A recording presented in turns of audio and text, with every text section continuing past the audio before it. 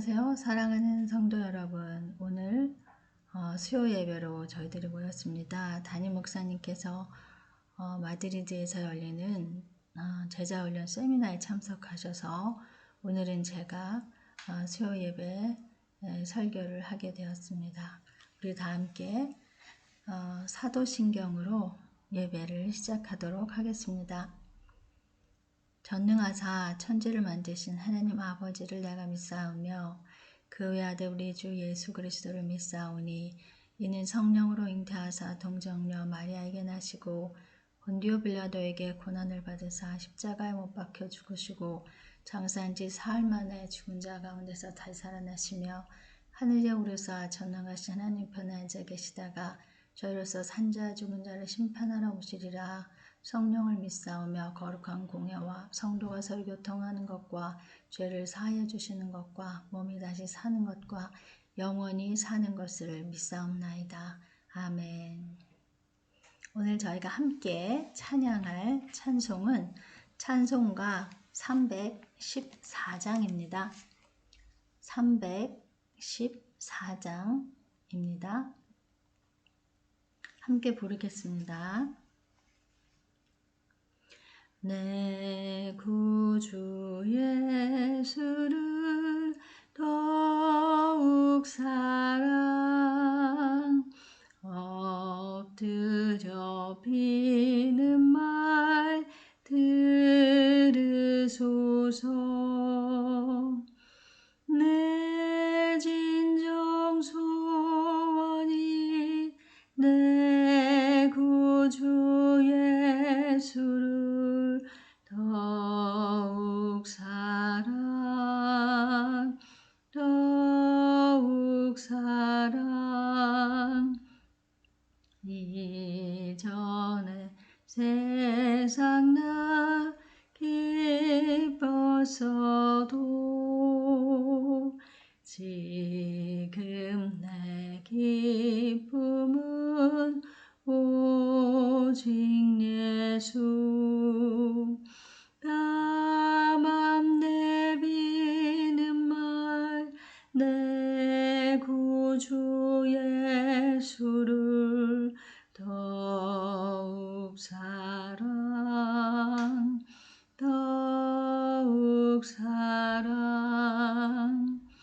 이 세상 떠날 때 찬양하고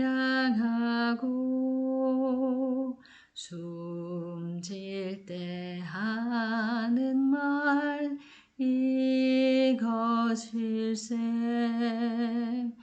다만 내비는 말 내 구주 예수를 더욱 사랑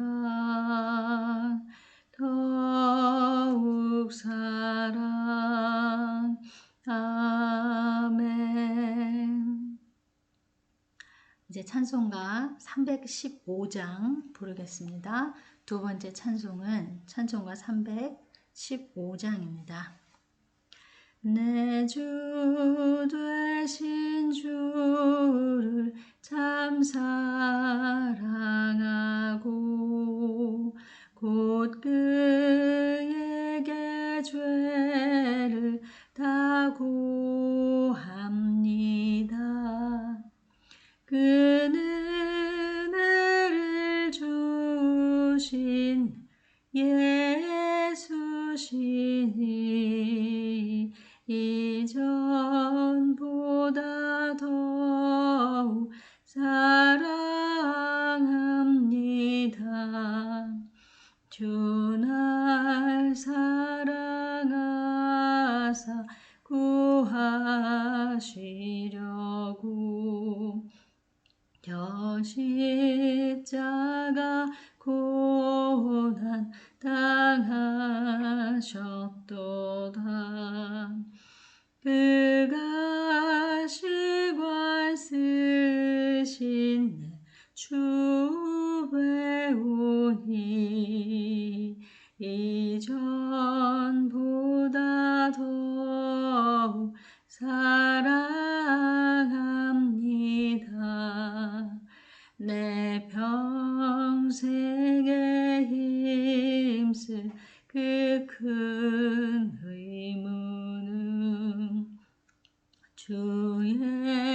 주의 덕을 늘 기림이라. 숨질 때에까지 할 말씀은 이전보다 더욱 사랑합니다. 그 영광의 나라 나 들어가서 그 풍성한 은혜 늘 감사하리. 금면류관 쓰고 나 찬송할 말 이전보다 더욱 사랑합니다.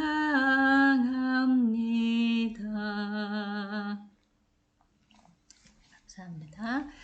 오늘 저희가 함께 볼 성경 말씀은 요한복음 13장 34절에서 35절 두 구절이 되겠습니다. 요한복음 13장 34절에서 35절입니다. 다 찾으신 줄 알고 제가 봉독하겠습니다. 새 계명을 너희에게 주노니 서로 사랑하라. 내가 너희를 사랑한 것 같이 너희도 서로 사랑하라. 너희가 서로 사랑하면 이로써 모든 사람이 너희가 내 제자인 줄 알리라. 아멘. 오늘 말씀을 듣기 전에 우리 함께 기도하도록 하겠습니다. 오늘 우리를 대표해서 열린교회 박은심 집사님의 기도해 주시겠습니다. 사랑하는 하나님 아버지, 오늘도 시 공간을 초월하여 성교교회와 열린교회 성도들이 함께 한국어로 주님께 예배드릴 수 있도록 인도하여 주신 은혜에 감사드립니다. 말씀 전하시는 담임 목사님과 말씀 듣는 모든 성도들에게 성령님 함께 하셔서 모두 예수님께 마음문을 활짝 열고 저희의 영혼이 오직 예수님으로 가득 차는 시간 되도록 도와주세요. 아버지, 이 저녁에도 저희가 말씀 되시고 생명의 빵 되신 예수님을 맛있게 먹고 영혼 육이 예수님처럼 아름답게 닮아가길 기도합니다. 무엇보다도 한 영혼도 포기하지 않으시는 하나님 아버지의 긍휼과 사랑을 유아부터 장년까지 저희 모든 성도들에게 채워주셔서 저희가 예수님과 함께 영혼을 살리는 삶 살아가도록 도와주세요. 우리의 생명 되시고 힘이 되신 예수님을 저희 모든 성도들이 날마다 더욱 사랑할 수 있도록 예수님 저희 모두를 만나주세요. 예수님 도와주세요. 예수님의 이름으로 기도합니다. 아멘. 아멘. 감사합니다. 오늘 그러면 새 계명이라는 제목을 가지고 함께 말씀을 듣겠습니다. 오늘 말씀은 유월절 전에 예수님이 제자들과 함께 식사를 하셨어요. 식사를 하신 후에 하신 여러 말씀 가운데 한 부분입니다. 예수님은 지금 중요한 말씀을 하고 계십니다. 왜냐하면 당시 이스라엘 사람들에게 있어서 삶의 중심이 되는 부분을 만지고 계시기 때문입니다. 이스라엘이라는 나라는 언제부터 시작되었을까요? 이스라엘이라는 나라는 아브라함으로부터 시작되었지요. 하나님께서 아브라함을 부르시고 그를 통해 모든 민족이 복을 받게 될 것이라고 약속하셨습니다. 하나님은 야복강에서 아브라함의 손자 야곱에게 오셔서 새로운 이름을 주시는데 그 이름이 바로 이스라엘이었습니다. 그 야곱의 아들 요셉이 이집트의 노예로 팔려가지만 우여곡절 끝에 그 나라의 총리가 되죠. 이집트뿐 아니라 주변의 나라에까지 기근이 계속됩니다. 그때 가나안 땅에 살던 요셉의 형제들과 가족들이 요셉 덕분에 이집트에 이민을 와서 살게 됩니다. 거기서 400여 년을 사는데 그만 노예로 전락하고 말죠. 그래서 이스라엘 사람들은 그 삶이 너무 고통스러워 살려달라고 하나님께 부르짖습니다. 그들의 고통을 보시고 그들의 고통을 들으신 하나님께서 모세를 불러 그들을 조상이 살던 땅 가나안으로 인도하십니다. 그 가나안 땅으로 가는 여정이 기록된 성경이 출애굽기, 레위기, 민수기, 신명기이죠. 하나님은 이스라엘 사람들을 하나님의 백성으로 삼으시고 모세를 통해 하나님 나라의 백성으로 사는 법을 알려주십니다. 그것이 십계명이고 율법이지요. 나라를 이루려면 땅과 국민과 왕이 있어야 되죠. 이스라엘을 부르신 하나님은 하나님의 나라를 이루고자 하셨습니다. 하나님의 왕이 되시고 이스라엘은 하나님의 다스림을 받는 국민이 되는 것이죠. 그 하나님의 국민으로서 살아가는 법이 십계명이고 율법이었습니다. 그래서 하나님은 모세에게 십계명을 주시고 여러 법들을 주셨습니다. 예를 들자면 하나님께 제사 드리는 법, 절기를 지키는 법, 사람과 사람 사이에서 일어난 일들을 처리하는 법, 재산에 관한 법, 음식에 관한 법, 질병에 관한 법 등등 수많은 법을 주셨어요. 모세는 그 법들을 이스라엘 사람들에게 가르치고 레위 사람들은 그 법을 전수해 주었습니다. 이 법이 바로 옛 계명입니다. 율법이라고도 하죠. 하나님은 신명기 28장 1절에서 3절을 통해 이렇게 약속하셨습니다.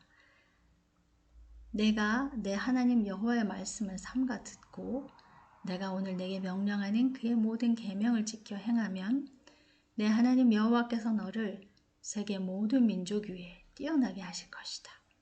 내가 내 하나님 여호와의 말씀을 청종하면 이 모든 복이 내게 임하며 내게 이르리니 성읍에서도 복을 받고 들에서도 복을 받을 것이며 라고 하셨죠.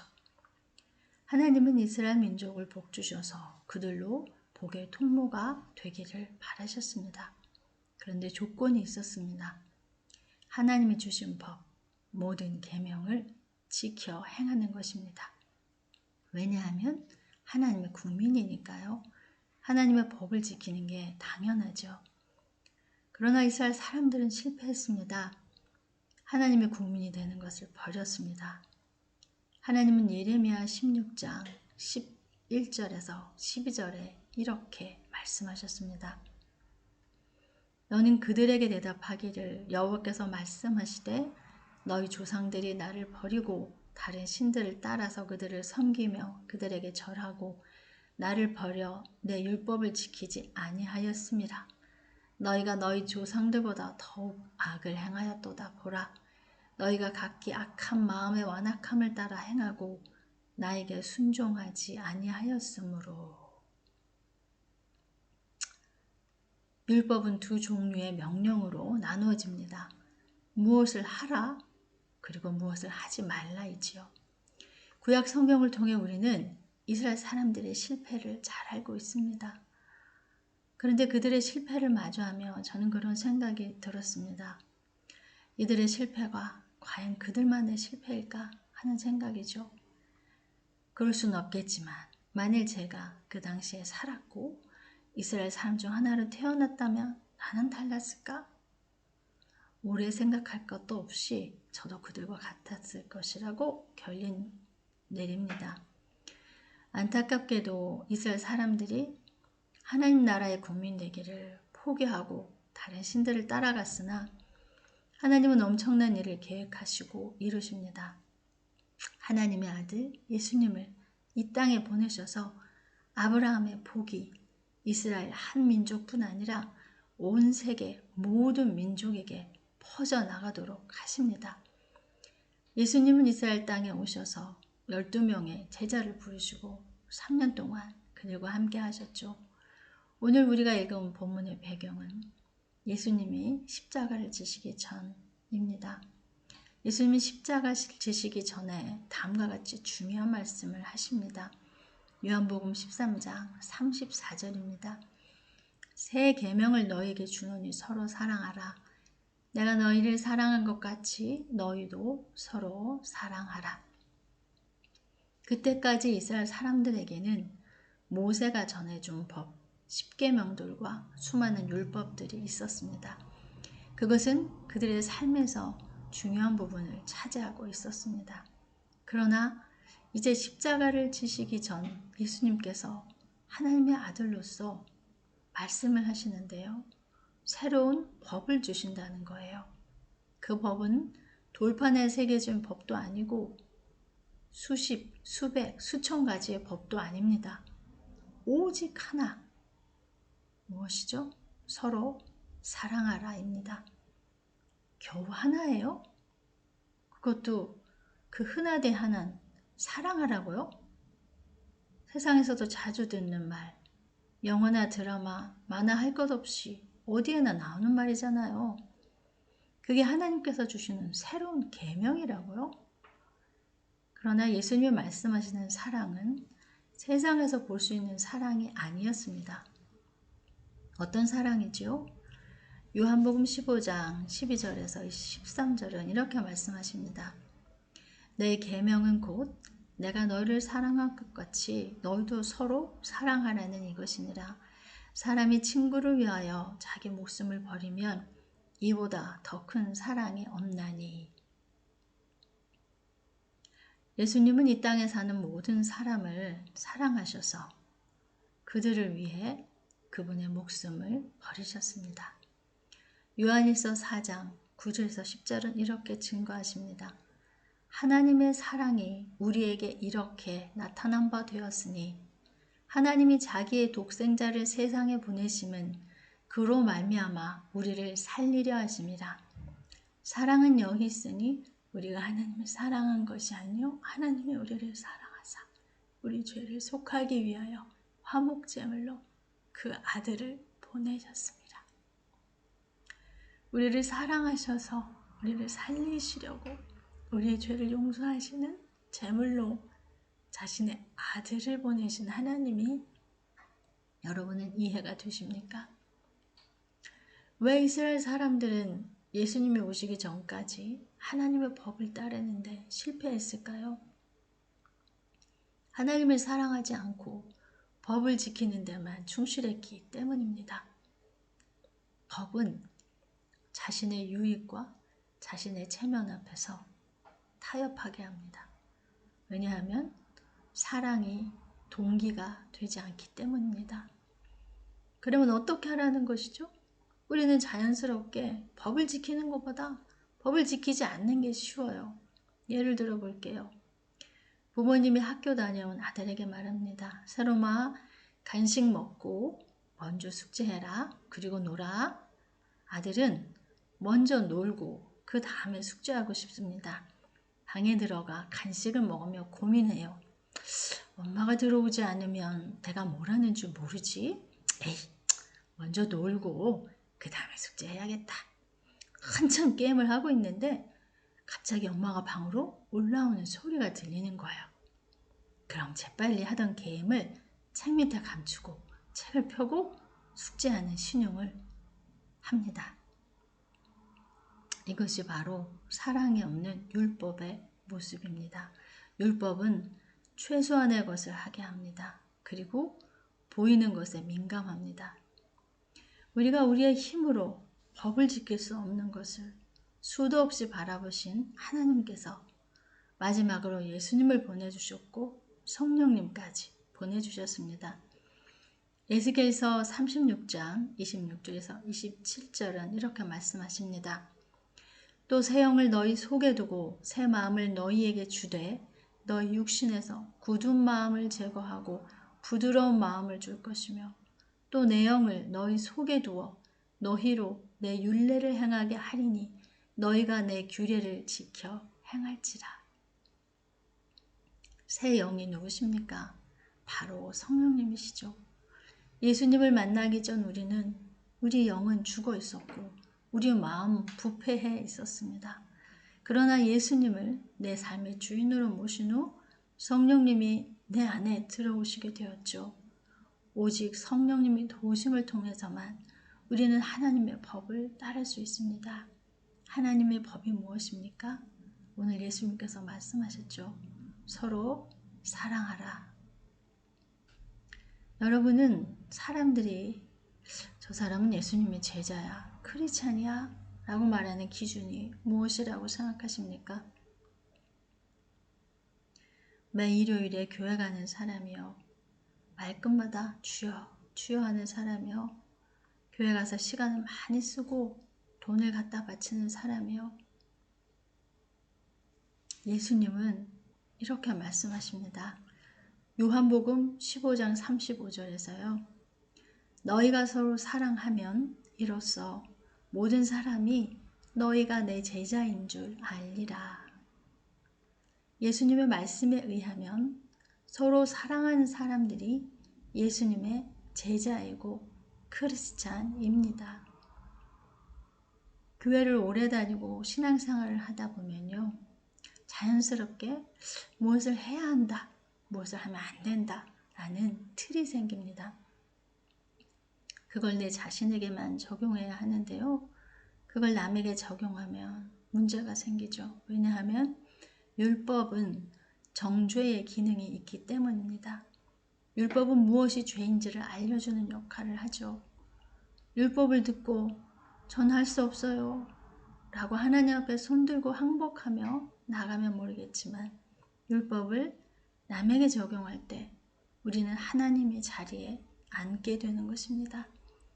그래도 될까요? 우리는 과거에 어떤 사람이었습니까? 베드로전서 2장 9절은 이렇게 말씀하십니다. 그러나 너희는 택하신 족속이요 왕같은 제사장들이요 거룩한 나라요 그의 소유가 된 백성이니 이는 너희를 어두운 데서 불러내어 그의 기이한 빛에 들어가게 하시니 아름다운 것을 선포하게 하려 하십니다. 아멘. 지금은 우리가 선택받은 사람이고 왕같은 제사장이고 그분의 소유이지요. 그러나 우리는 한때 어두운 데 살았던 사람들입니다. 전기가 들어오지 않아 어두운 곳이 아니고 등이 없어 어두운 것도 아니고 죄의 종으로서 영적으로 어둠 가운데 살았던 사람들이었습니다. 우리는 법을 적용할 때 사망 선고를 받아야 할 사람들이었습니다. 그런 우리를 하나님께서 택하셨습니다. 택했다는 것은 뽑았다는 거잖아요. 자격이 있어서요? 아니에요. 자격 없는 우리를 하나님의 자녀로 뽑아주셨습니다. 그리고 나를 향한 하나님의 사랑을 보여주시고 알려주시고 깨닫게 해주셨습니다. 우리는 하나님이 얼마나 아름다운 분인지 경험한 사람들입니다. 그런 우리에게 말씀하십니다. 얘들아, 서로 사랑해라. 우리가 서로 사랑할 때 하나님의 아름다우심이 알려지는 것입니다. 사랑은 어떻게 표현될까요? 그 유명한 사랑장 고린도전서 13장 4절에서 7절을 읽어드릴게요. 사랑은 오래 참고 사랑은 온유하며 시기하지 않으며 사랑은 자랑하지 아니하며 교만하지 아니하며 무례히 행하지 아니하며 자기의 유익을 구하지 아니하며 성내지 아니하며 악한 것을 생각하지 아니하며 불의를 기뻐하지 아니하며 진리와 함께 기뻐하고 모든 것을 참으며 모든 것을 믿으며 모든 것을 바라며 모든 것을 견디느니라. 처음부터 걸립니다. 여러분 오래 참기를 잘 하시나요? 전 잘 못해요. 제 힘으로는 할 수 없습니다. 성령님의 도우심이 절실히 필요합니다. 두 번째로 사랑은 덕을 세웁니다. 고린도전서 8장 1절을 읽어드릴게요. 우상의 재물에 대하여는 우리가 다 지식이 있는 줄을 아나 지식은 교만하게 하며 사랑은 덕을 세우나니. 이 말씀을 새 한글 성경에서 이렇게 번역했어요. 지식은 거들먹거리게 만들고 사랑은 사람들을 바르게 세워줍니다. 그렇습니다. 사랑은 사람을 바르게 세워주는 것입니다. 사랑은 사람을 세워주고 살아나게 합니다. 내가 하는 어떤 일로 인해 그 사람이 살아나고 세워진다면 그건 사랑으로 한 일입니다. 예수님이 우리를 위해서 죽으심으로 우리가 살아나지 않았습니까? 사랑은 이렇게 살아나게 하는 것입니다. 세 번째, 사랑에는 행함과 진실함이 따릅니다. 요한일서 3장 18절을 읽어드릴게요. 자녀들아, 우리가 말과 혀로만 사랑하지 말고 행함과 진실함으로 하자. 사랑은 하트 뿅뿅 날리는 것으로 그치지 않고 구체적인 행동이 따라옵니다. 진실함이 따라옵니다. 진실함은 변함이 없는 모습을 가지고 있죠. 여러분은 언제 감동받으십니까? 우리는 몇 영혼을 위해 전기와 물이 들어오지 않는 산골에 들어가 목회하시는 분을 볼 때 감동합니다. 수십 년을 병상에 누워 있으나 작은 것에 감사하며 힘든 사람들에게 용기의 메시지를 전하는 환자를 볼 때 감동합니다. 오랫동안 자신을 학대한 부모님을 눈물을 흘리며 용서하는 자녀를 볼 때 감동합니다. 갈 곳 없는 청소년들, 부모조차 버린 이들을 돌보고 먹이는 분을 볼 때 눈물이 납니다. 왜일까요? 하나님의 사랑이 그곳에 있기 때문입니다. 하나님의 사랑은 오늘도 수많은 사람을 변화시키며 사랑으로 살아가도록 힘을 주고 계십니다. 오늘 예수님께서 우리에게도 말씀하십니다. 얘들아, 서로 사랑해라 라고요. 우리 함께 기도하겠습니다. 먼저 첫 번째, 우리가 하나님의 사랑을 받은 자로서 그 큰 사랑을 받았지만 때때로 이웃을 사랑하지 못할 때가 있었습니다. 우리가 이웃을 사랑하지 못한 것들을 회개하면 좋겠습니다. 이웃을 향해 오래 참지 못한 거, 온유하지 못한 거, 이웃이 잘 되는 거, 시기한 거, 이웃 앞에서 자랑한 거, 교만한 거, 무례하게 행한 거, 나의 유익을 구한 거, 화낸 거, 악한 것을 생각한 거, 옳지 못한 것을 내심 기뻐한 거, 기타 등등 죄를 회개합시다. 우리 함께 기도하겠습니다. 사랑하는 하나님 아버지, 하나님은 저희를 사랑하셔서 저에게 복 주시려고 어둠 가운데 있는 저희를 불러 예수 그리스도를 통하여 하나님의 자녀 되는 은혜를 주셨습니다. 그리고 하나님이 얼마나 우리를 사랑하시는지 보여주시며 날마다 그 사랑으로 우리를 인도해 주시고 돌보아 주십니다. 하나님, 그 큰 사랑을 받은 자로 이 땅을 살아가면서 제가 받은 그 사랑을 때때로 잊어버리고 이웃을 향하여 하나님 악하게 행동하고 말하고 하나님 참지 못하고 화내고 하나님 무례하게 행하고 때때로 나의 유익을 구하고 하나님, 주님, 저희가 사랑으로 행하지 않은 것들이 너무나 많이 있습니다. 악한 것을 기뻐하기도 하고 이웃이 잘 되는 것을 시기하기도 하고 하나님 아버지, 우리 사랑하는 하나님의 자녀들에게 상처 주는 말들을 하고 가슴에 못을 박고 하나님, 때때로 주님 자랑하고 나를 드러내고 아버지, 이웃들을 사랑으로 섬기지 못할 때가 주님 많이 있었습니다.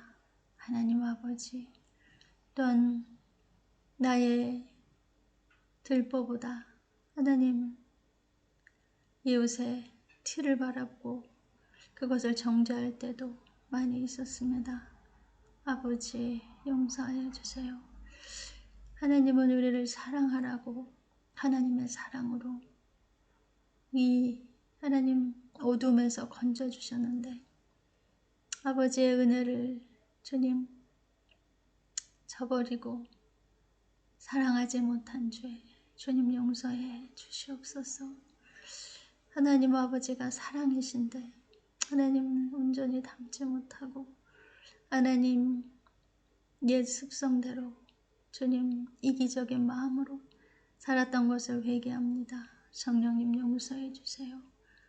하나님 우리가 우리 죄를 자백하면 저는 미쁘시고 의로우사 우리 죄를 사하시며 모든 불의에서 우리를 깨끗게 하신다 하셨습니다. 하나님 감사합니다. 두 번째로 우리가 함께 또 기도할 것은 우리가 하나님을 더 사랑하게 해달라고 기도하고 또 하나님께서 사랑하시는 하나님의 교회를 사랑하고 또 우리의 가족을 사랑하고 우리의 이웃들을 그 사랑으로 사랑하게 해달라고 우리 성령님께 붙잡혀서 성령님을 따라 성령님께 순종하며 사랑의 삶 살게 해달라고 우리 함께 기도하겠습니다. 하나님 아버지, 저희가 간구합니다. 예수님께서 너희가 서로 사랑하면 사람들이 너희가 내 제자인 줄 알리라 말씀하셨습니다. 하나님 사랑받은 자로 이제 사랑하기 원합니다. 전에 사랑했지만 더 많이 사랑하기 원합니다. 그러나 저희 힘으로는 할 수 없습니다. 하나님, 하나님을 더 사랑하고 하나님 그리고 하나님을 사랑하시는 주님 교회를 사랑하고 그리고 저희 가족들을 더 사랑하고 저희 이웃들을 더 사랑할 수 있도록 성령님 도와주세요. 날마다 성령님 저희들에게 주님의 말씀으로 하나님이 우리를 얼마나 사랑하시는지 말씀하실 때 저희 마음이 열리고 귀가 열려 그 사랑을 듣고 저희가 그 사랑에 힘입어 사랑할 수 있게 도와주세요. 저희가 이 땅에서 살아가는 모든 그 삶의 현장에서 발걸음 발걸음마다 저희가 하는 모든 수고들이 하나님의 사랑과 연관되도록 성령님 도와주세요. 아버지 하나님, 저희들의 삶을 통하여 오직 하나님의 사랑이 드러나시고 하나님 드러나시기를 간절히 소원합니다. 아버지, 주께서 우리를 사랑하신 같이 저희가 서로 사랑하여 하나님 사람들이 우리가 하나님의 제자인 것을 하나님의 자녀인 것을 알아볼 수 있게 되기를 간절히 소원합니다. 주님 감사합니다. 제가 마무리 기도하겠습니다.